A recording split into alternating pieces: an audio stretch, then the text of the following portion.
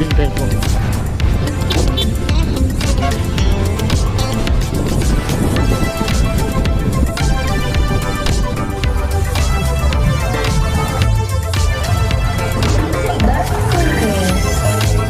Alright, so nandito tayo mga barkada. Thank you sa Kawasaki Bicol sa magandang experience nito. Alright, salamat!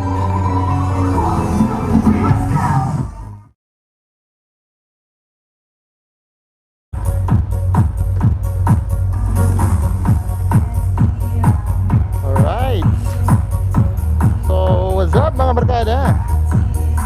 So ngayong araw mga barkada ay magtitest ride tayo ngayon ng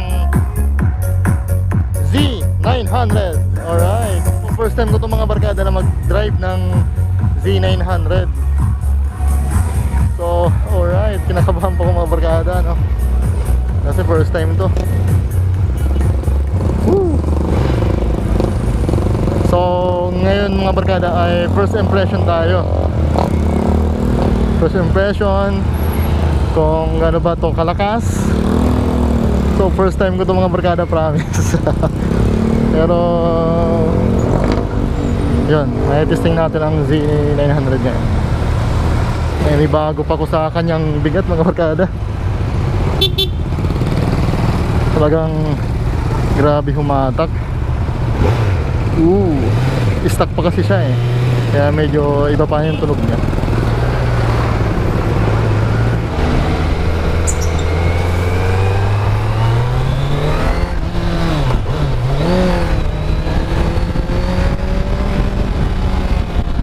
Ilang lakas. Woo! So naka sport mode pala siya. So hanapin natin, babaguhin natin kasi ang lakas eh. Paano ba nito? Paano ba magbago nito? Long press ata. Long press.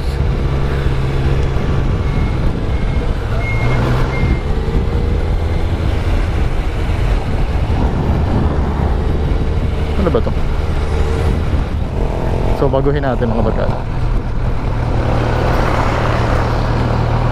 Woo!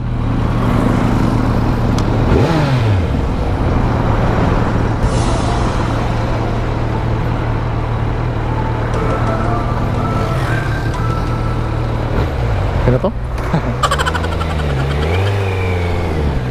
Lakas ang atak tae.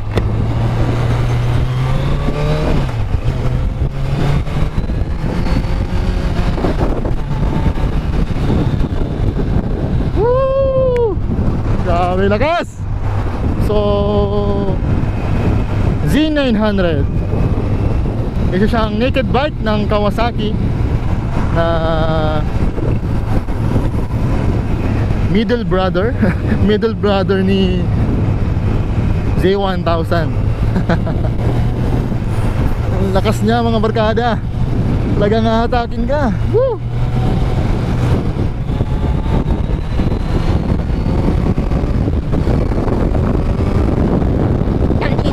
Woo! Naiiwan yung katawan ko. Woo! Isa rin to sa mga pangarap ko mga barkada, ang naked bike. Napakalaki niya. Ito ata yung standard version ng Kawasaki na Z900. So may SE pa ito, pero pagkaalam ko wala pa ito sa Pilipinas, yung SE.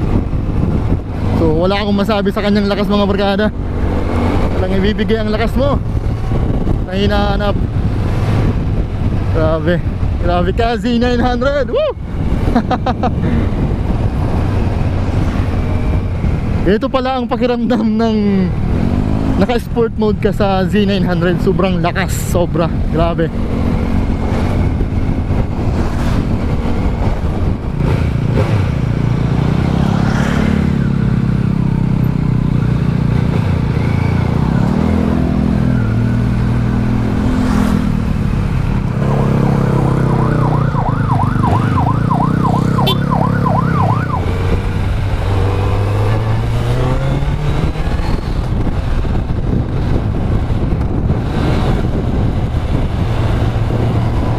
Ganda niya gamitin mga barkada.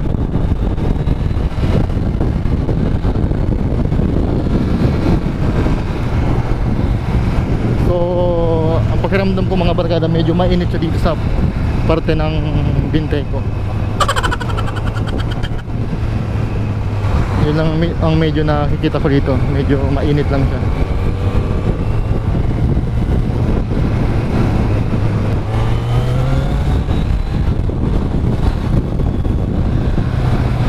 Woo! Kas!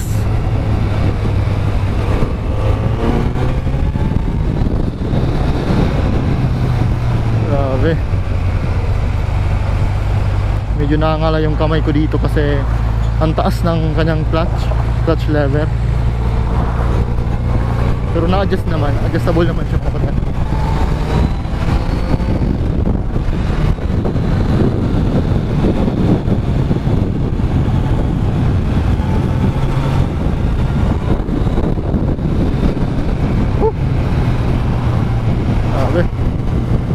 Ay, bago yung kamay ko mga barkada.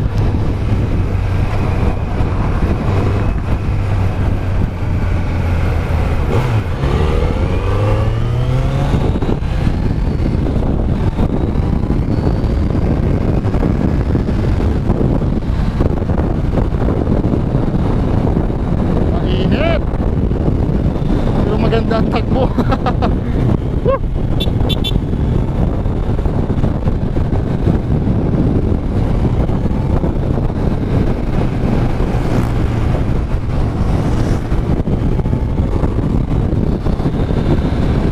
Ito palang naka 900cc to 1000.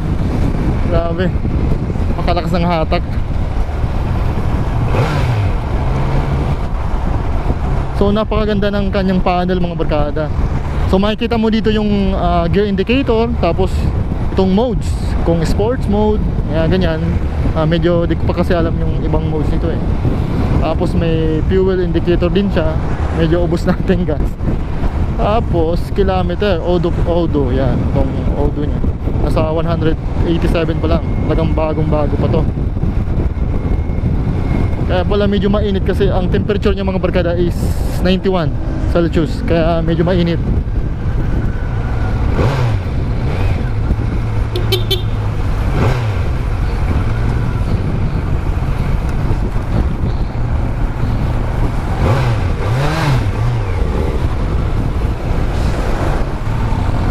So salamat sa Kawasaki Bicol sa magandang experience ng kanilang Z900. Woo! Salamat.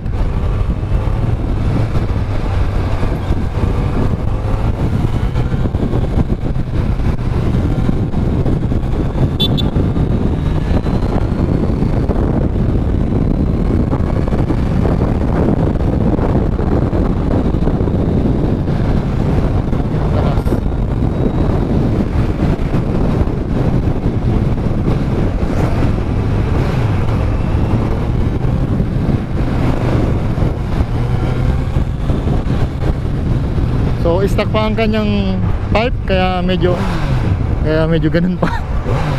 Medyo hindi siya maingay. Pero napakaganda kung ma-full system ito.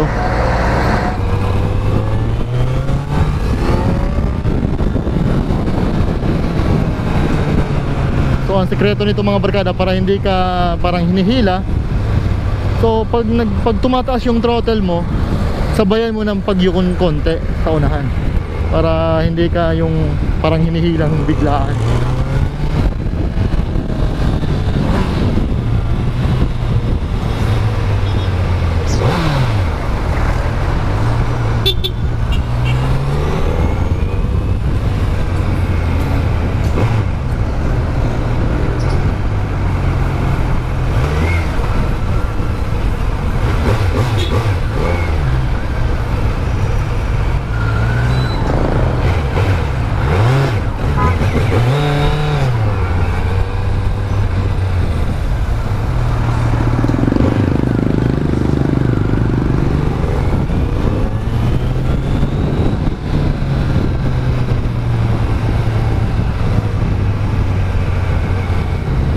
Yun o, nakabing lakas o.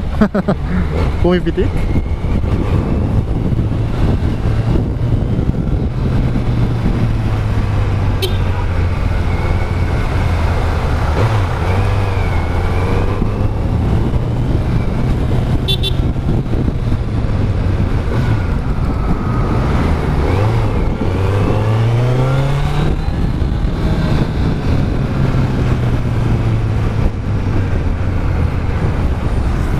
So napakalapad niya mga barkada. Yung tangke talagang papunta sa'yo.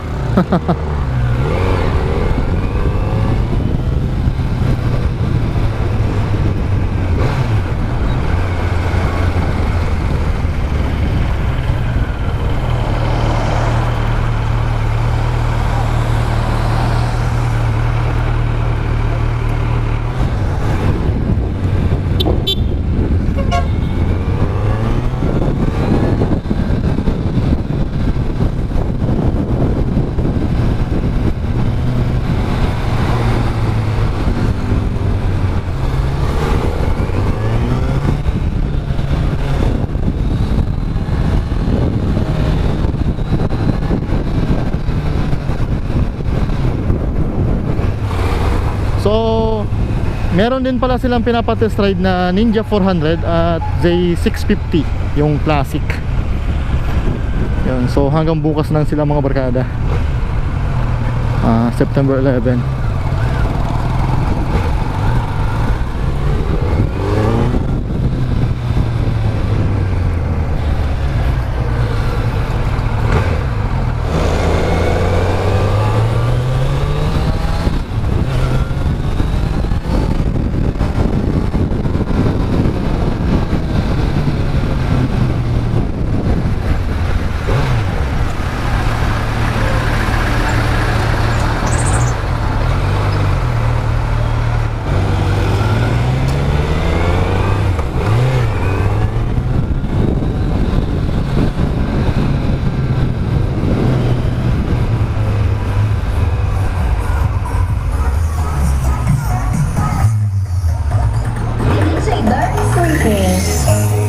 Alright, so nandito tayo mga barkada.